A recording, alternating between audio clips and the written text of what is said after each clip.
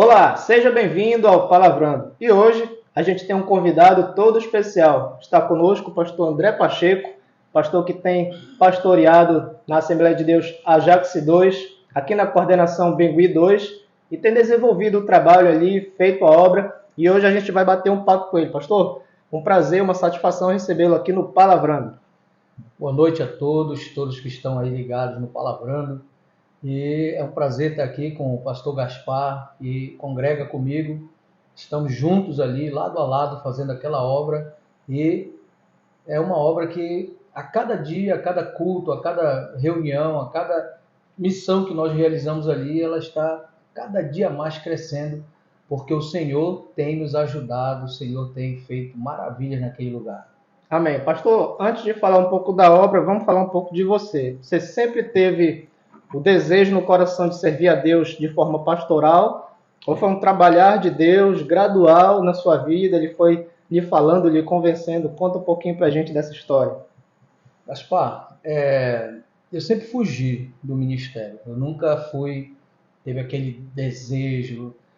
Para não dizer que eu não tinha o desejo, antigamente tinha os cultos, não sei se você se lembra, que o pregador sempre dizia assim: quem quer ser missionário, vem aqui à frente, que eu vou orar por você. Eu sempre ia lá, mas depois que eu fui me caminhando como obreiro mesmo, eu quando começaram olha, vamos consagrar ou apresentar diáconos, eu sempre fugi. Nunca quis fazer a obra de forma que eu tivesse um título, né? Ele é diácono, ele é... Não, eu fazia, mas nunca quis, né?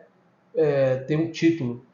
Mas foi mudando conforme os lugares que eu fui passando, né? Passei por Belém, São Paulo, Manaus, e Deus concretizou mesmo, foi em Manaus. Aí o desejo veio, né? Peguei um pastor muito, mas muito maluco, mais doido que eu, e ele me fez entender, compreender que precisava passar por esses sistemas. Certo.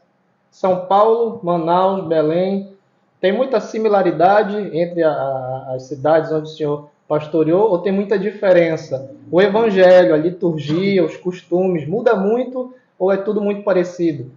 Não, não. Pelo menos na época, por exemplo, na época que eu saí de Belém para ir para São Paulo, né, eu vim com um sistema de obra aqui, de fazer a obra, totalmente diferente quando eu cheguei lá. Né? Primeiro, aqui é quente, lá é frio. Né? Um sistema diferente, um clima diferente. E o modo deles fazerem, trabalhar na obra de Deus era um modo totalmente diferente do que eu estava acostumado a fazer. Aqui nós estavam com UDs, né? Que vão para a rua e vai para lá e evangeliza. Lá não, lá eles são mais igreja, mas para te ter uma ideia, lá para fazer culto na rua, a gente tinha que pegar a autorização do padre. Se o padre não autorizasse a gente fazer um culto lá na praça, a gente não podia fazer. Né? E aí eu comecei a fazer parte, comecei a mudar a história daquela igreja. Na verdade, Deus me deu graça da igreja lá me aceitar, né? Do jeito que eu era, do jeito que eu era daqui do norte, né? A minha esposa, do jeito que a gente se vestia, é diferente do jeito que eles se vestiam. Então, tudo para eles era, eles olhavam assim meio atravessado, meio assim, será que esses camaradas são crentes mesmo? E isso fez com que a gente começasse a orar a Deus, para Deus nos dar direção, para ver o que a gente ia fazer.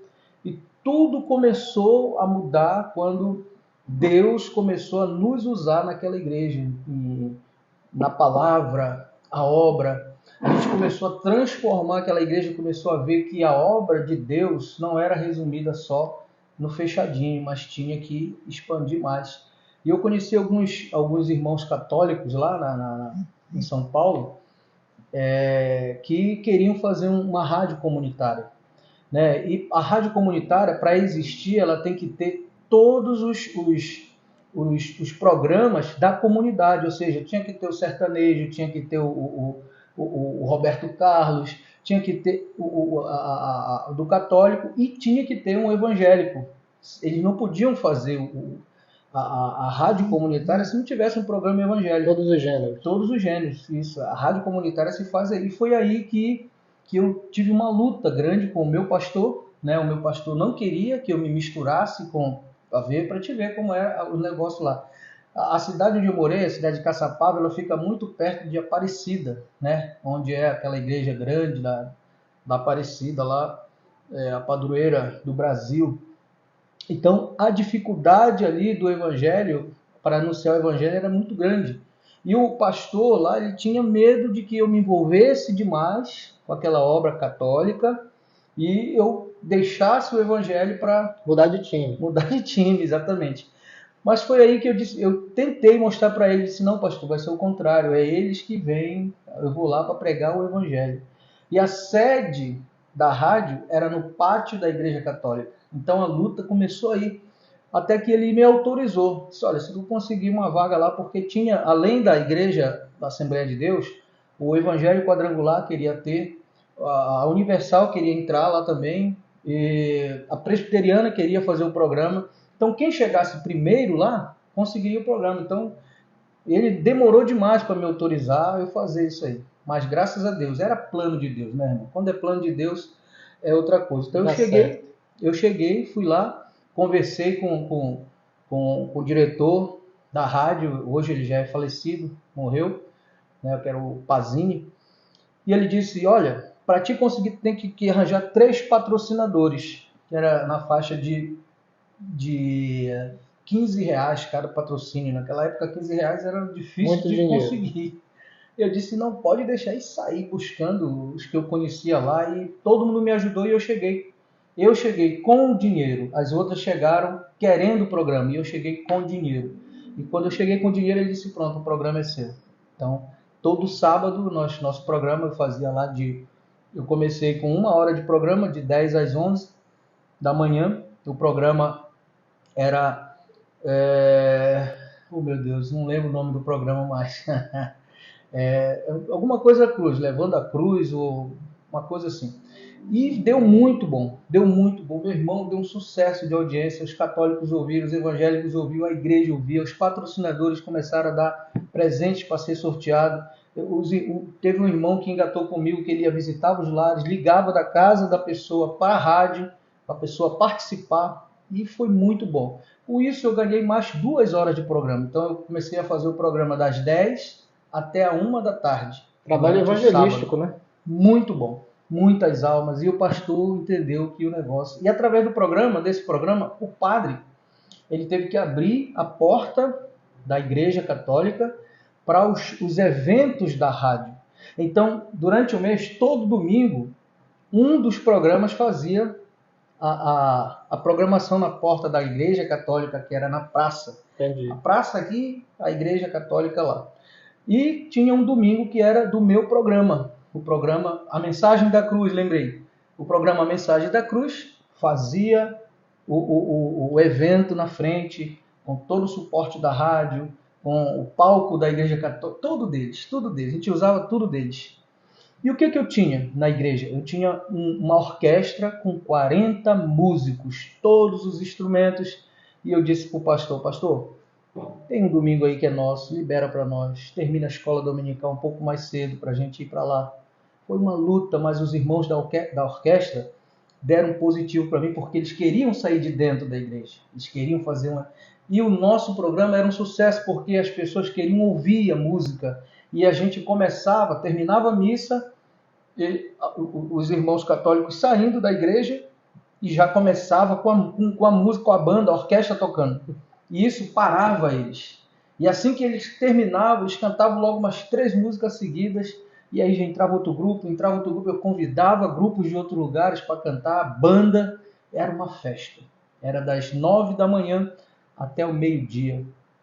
E envolveu muita gente, conseguimos ganhar muita gente para Jesus, e o padre expulsou a rádio lá da... Foi bênção de Deus, né? O padre não se contentou, porque muitos católicos estavam, né? Primeiro eles iam para carismática, né? Viravam carismáticos, né? Que eles tinham um carismático lá. Eles acabavam mudando de lado. E depois iam para a igreja evangélica, não só nossa, mas outras que tinham por lá.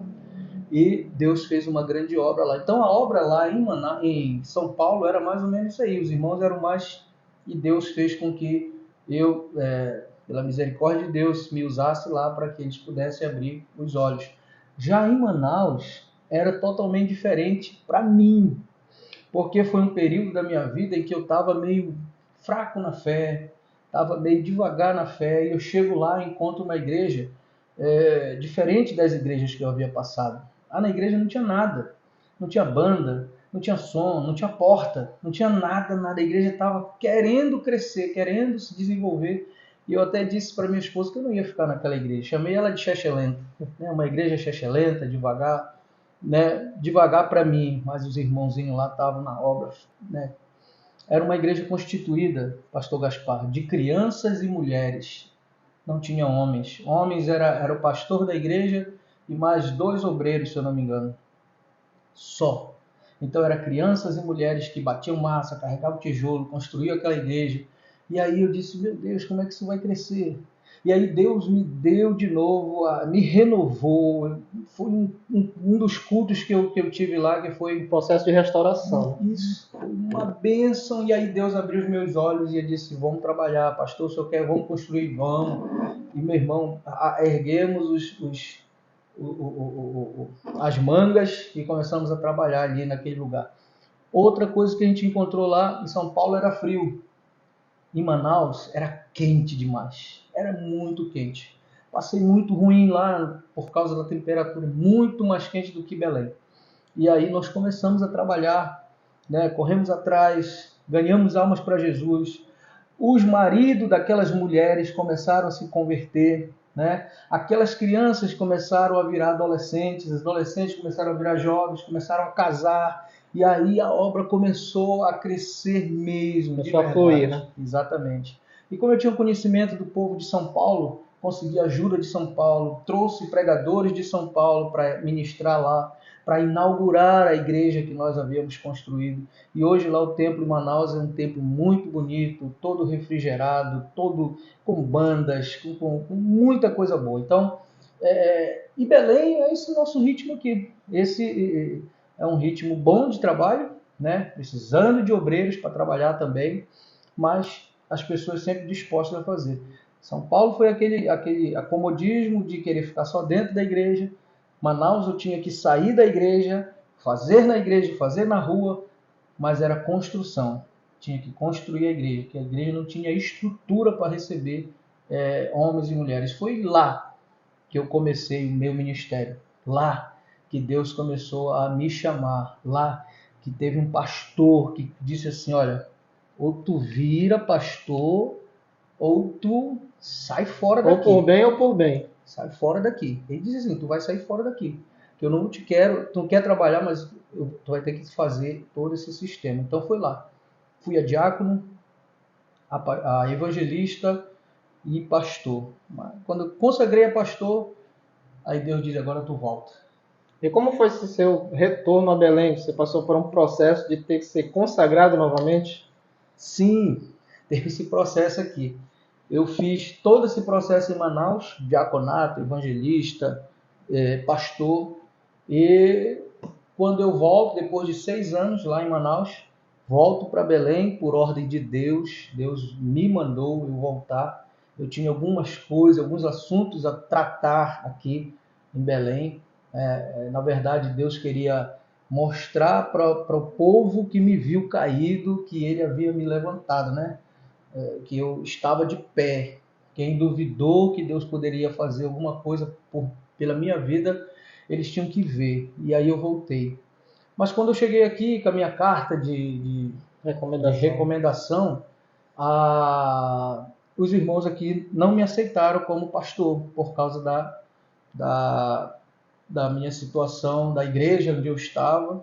Não era o mesmo ministério, era outro, e aí foi aquela confusão entre aspas, porque eu mostrei para o meu pastor e ele disse, não, eu vou te receber como pastor aqui, mas tu passa pelo processo tudo de novo e não se preocupa, porque se eu colocar isso lá, eles vão te dar um gelo. Então, faz isso aqui, tu confia em mim. Eu disse, não, pastor, sem problema, eu sei quem me chamou e eu sei quem foi que me ungiu. E aí passei pelo processo de novo, voltei a ser membro da igreja, Assembleia de Deus, na igreja mãe. fui ao diaconato, fui ao evangelista e fui a pastor. Apresentação, consagração e ordenação. Exatamente. Então, por 2 vezes nesse cabeção aqui que vocês estão vendo aí, né? Então passou novamente para esse processo e aqui estou, né? Tomando conta da igreja. Estou quase há 4 anos já na igreja, né? Tomando conta. Deus me honrou na igreja onde eu voltei, no Catalina, onde eu aceitei, onde eu me converti, onde eu casei, onde Deus me deu uma esposa. Lá eu dei um vacilo grande lá, mas foi lá que Deus me levantou. Quando eu voltei, cheguei como co-pastor. O pastor lá estava precisando de ajuda e já me colocou como co-pastor. A ausência dele, eu que resolvia, eu que fazia os cultos. Então, foi bênção de Deus, foi para a honra do Senhor Jesus. E as pessoas que me viram caído, agora eles me viam como o líder da igreja, para fazer a obra, para ministrar ceia, para fazer tudo aquilo que um pastor faz. Um trabalhar de Deus na sua vida, né? Sim. E da primeira passagem para o retorno agora, teve dificuldade de adaptação? Acha que teve muita mudança em relação à igreja local? Ou o padrão continuou o mesmo, da mesma forma, da primeira vez quando o senhor saiu? Olha, quando eu fui a primeira vez para São Paulo, era o pastor Raimundo Amaral. E quando eu voltei, era o Amaral ainda, só que ele já estava saindo. Fim de carreira. Já estava indo embora. E quando eu voltei, a igreja estava no mesmo embalo, estava no mesmo ritmo, né? Aquele trabalho de cultos avivados, visitas, culto do meio-dia, coisa que em São Paulo não tinha culto do meio-dia, por exemplo. Tinha um culto de quinta-feira que acontecia à tarde, numa igreja presbiteriana renovada, que eu gostava de ir lá, porque era o único que tinha na quinta à tarde, fora das programações normais da igreja. E acontecia coisas lá muito boas, bons pregadores, ministradores. Mas aqui não, aqui é o culto do meio-dia, o culto das 6 da manhã, né, a oração das 6, das 7, o culto à noite, escola dominical. Então o ritmo era o mesmo. Só eu senti quando o pastor Raimundo saiu, o pastor Amaral. E aí foi o período em que eu, né, não encontrei espaço na igreja para mim trabalhar, né? Até ele me deu espaço, mas depois deu um problema lá. E aí eu tive que sair da onde eu estava, fazendo o culto do meio-dia. E aí não pude fazer mais. Aí foi que eu disse, bem, já que eu não tenho mais, né, função aqui, pensamento do homem, né?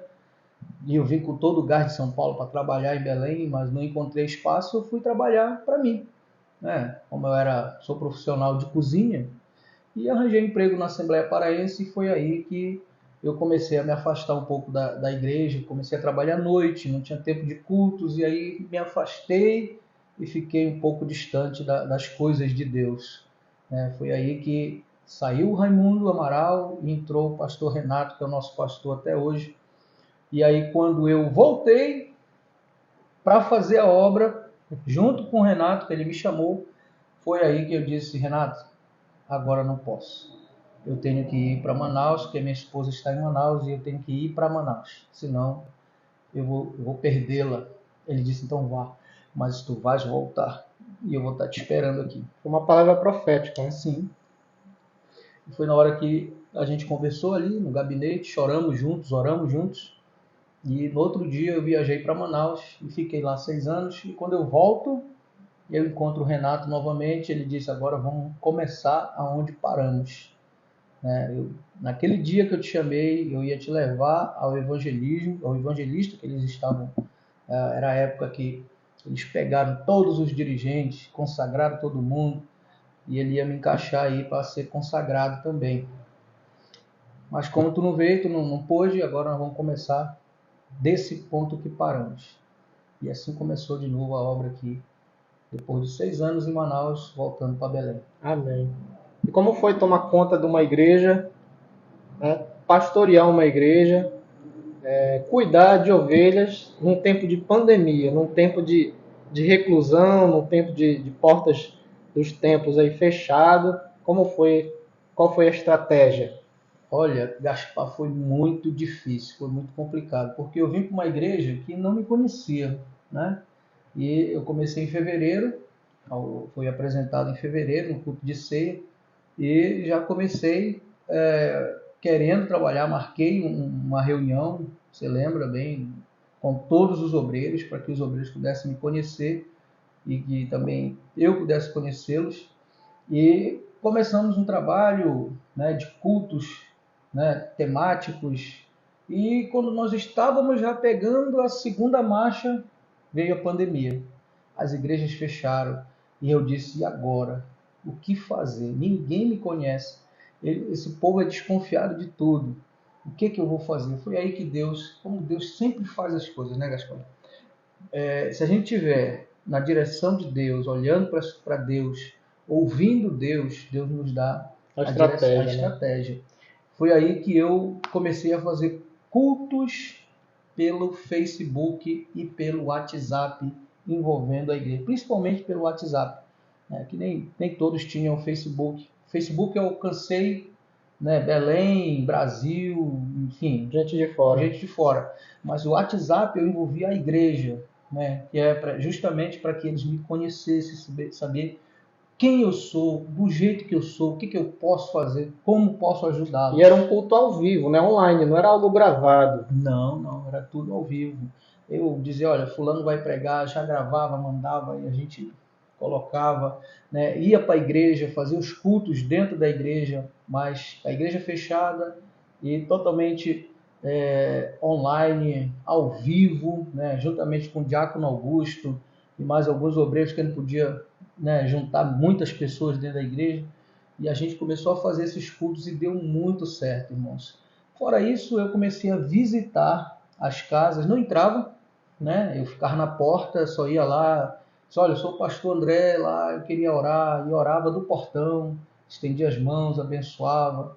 E o povo começou a entender que a obra não pode parar por causa de uma crise, né, mundial, mas não podia parar. É verdade. E eles viram que o pastor não se importava Estava atuante, né? Estava atuante, exatamente. Então foi a estratégia que Deus me deu para que eu pudesse atuar na pandemia. E deu muito certo também. Consegui juntar a igreja, consegui ter crédito com a igreja, consegui que os irmãos não parassem de dizimar e ofertar, que era a maior preocupação minha, né?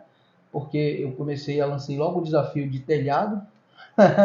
Tinha que consertar o telhado e já fiz uma conta numa estância perto da igreja, tinha que pagar, e se a renda não tivesse, como que eu ia pagar? Mas graças a Deus, os irmãos entenderam. Dívida em tempo de pandemia é um desafio realmente. Entenderam e a gente conseguiu. E quando a igreja voltou na ativa de novo, com portas abertas, os irmãos estavam todos lá. Aquele que não era dizimista começou a dizimar, Passou a ser. O que parou, voltou a dizimar, ofertar, e vamos lá. Até hoje, você vê a obra lá como é que está, o crescimento dela. O senhor acha que a igreja como um todo, a igreja geral, precisa hoje para deslanchar? O que falta na igreja hoje para ela soltar o freio de mão e realmente começar a expandir o evangelho de forma significativa? Na sua visão, o que falta para a igreja hoje, né? A igreja como um todo, no geral, para ela realmente explodir, digamos assim, né?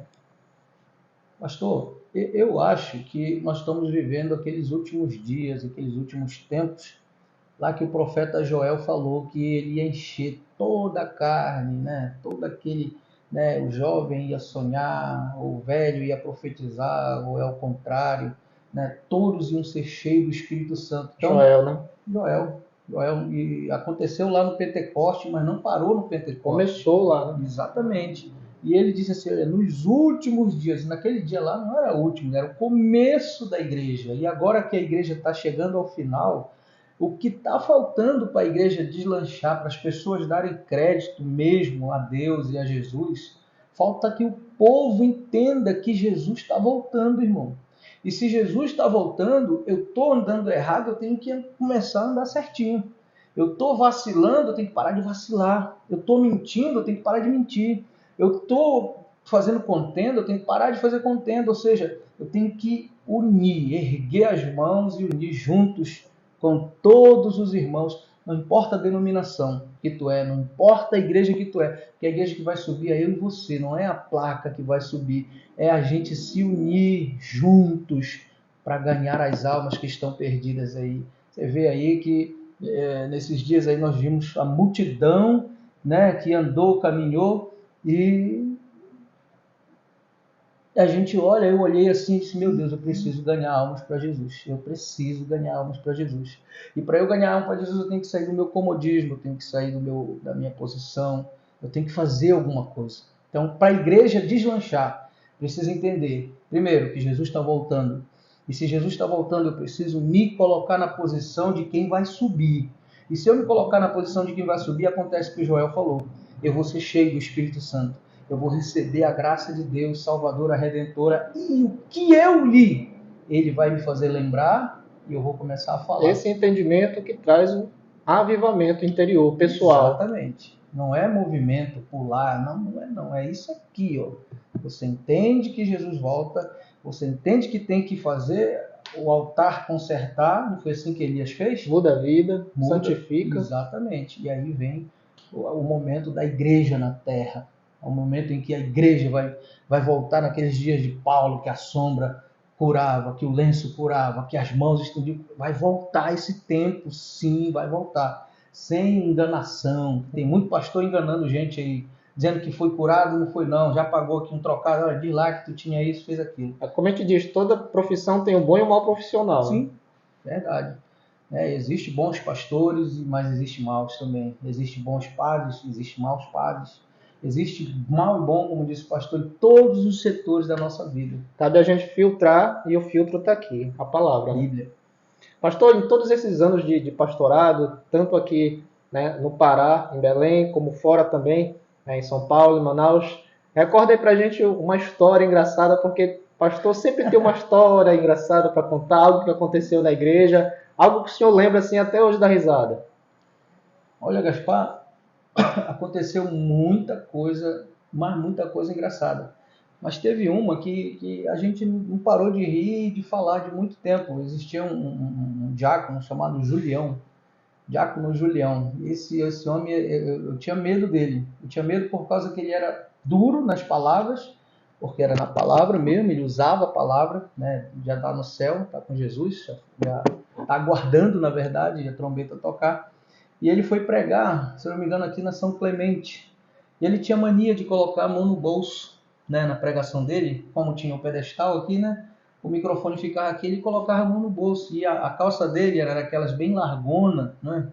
Bem largona. Ele colocava aqui, ele foi pregar sobre o cego de Jericó, né? E começou a falar, e o cego chegava e começou a gritar, Jesus, filho de Davi, tem misericórdia de mim. E ele explanando, todo mundo olhando para ele, né? E a gente lá atrás, né? Trabalhar na portaria. E aí ele disse aquela célebre pergunta, né? Jesus parou, mandou chamar ele e perguntou, o que queres que eu te faça? E aí o cego disse, eu quero ver. Aí ele com a mão no bolso aqui, e ele foi com um ímpeto muito grande, né? De mostrar que, tu quer ver? Aí ele botou a mão no bolso assim, então vê! Aí levantou a mão. Levantou a mão na calça assim, e ficou aquele negócio pontudo assim. Então, aí isso aqui levantou, fingiu, e aquele negócio ficou muito engraçado, porque deu-se a impressão que era para ver as partes, né? E não ver, aí a mocidade começou a dar gargalhada lá atrás, as irmãs fecharam os olhos, abaixaram a cabeça, e foi aquele negócio... Momento constrangedor. Um momento assim, engraçado, e ele ficou assim meio sem graça, e depois que ele foi entender o que ele fez, mas ele continuou a ministrar, não parou não, mas depois que acabou o culto, naquela rodada lá de a resenha de pastores, aí os pastores, mas, ei Julião, negócio de que eu quero ver, aí ele disse, rapaz, ele era meio turrão, né? E eu estava começando ali, era novo convertido, mas sempre estava ali no meio dele lá, e eu comecei a observar aquilo ali, e aí eu fui entender que a gente na obra, pastor, não é aquele pastor que tem que ficar cara de delegado, não, tem aquele momento de descontração, aquele momento bom, né? E foi um momento que fica assim, eu sempre conto, né? Às vezes não estou pregando e sempre falo, sobre o Julião e essa situação que aconteceu. Até o Osiel sempre fala também, pastor Osiel, e foi um momento muito engraçado. Ficou marcado. Ficou marcado para mim, né? Estava começando no Evangelho e veio uma situação daquela ali, e o pessoal rindo e eu fui rir também. Tá certo. Pastor, uma bênção, Amém. Uma honra, uma satisfação receber você aqui no Palavrando. Pastor André, que ainda está levantando a igreja, trabalhando, construindo. Pastor, quem está em casa, que quer ajudar, tem algum telefone de contato para a pessoa entrar em contato, fazer uma doação, mandar o Pix? Diga um número aí para quem está em casa entrar em contato. Sim. Olha, nós estamos construindo a igreja, na verdade nós estamos vindo do quintal para frente, fazendo uma grande obra. Nós estamos lá em Neemias 6:3. Estamos fazendo uma grande obra e não podemos parar. Então, se a gente não pode parar, a gente não tem que deixar o material que tem lá acabar, né? Então, a gente tem sempre que comprar. Então, a gente está precisando de cimento, de tijolo, de areia, de seixo, né? de ferro. Enfim, o que você puder ajudar, colaborar, é só você entrar em contato comigo pelo 91 98151 6469 e aí a gente vai conversar, vai bater um papo. Eu vou mostrar fotos para você da obra. Inclusive, esses dias eu fiz um vídeo no Facebook, né? Se você quiser acionar lá, André Pacheco, lá no meu Facebook, você vai ver lá, eu filmei lá a parte que já foi construída, que foi feito, e também pedindo a ajuda de vocês. Se você puder ajudar, aqui pelo Palavrando, aqui, que está tendo uma grande audiência, está alcançando muitas pessoas, entre em contato com a gente, né? E nós vamos orar por você, abençoar a sua vida com oração, né? Agradecer a Deus pela sua ajuda e pode ter certeza, a Jax 2 é uma igreja que ora e você vai ser colocado no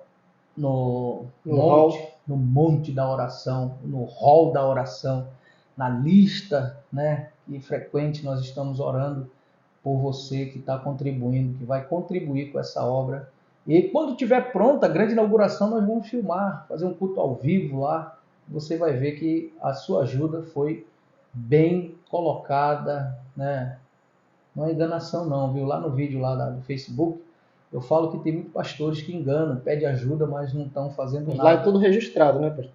E eu estou registrando tudinho, que é para você ver que tá tudo, o seu dinheiro está sendo bem aplicado, se você contribuir com essa obra. Então ajude o pastor André Pacheco na Igreja Assembleia de Deus Ajax 2, amém? Se você ainda não se inscreveu, se inscreva no nosso canal, ativa o sino das notificações, curte, comenta, compartilha, e você já sabe, se você quiser continuar estudando, Palavrando.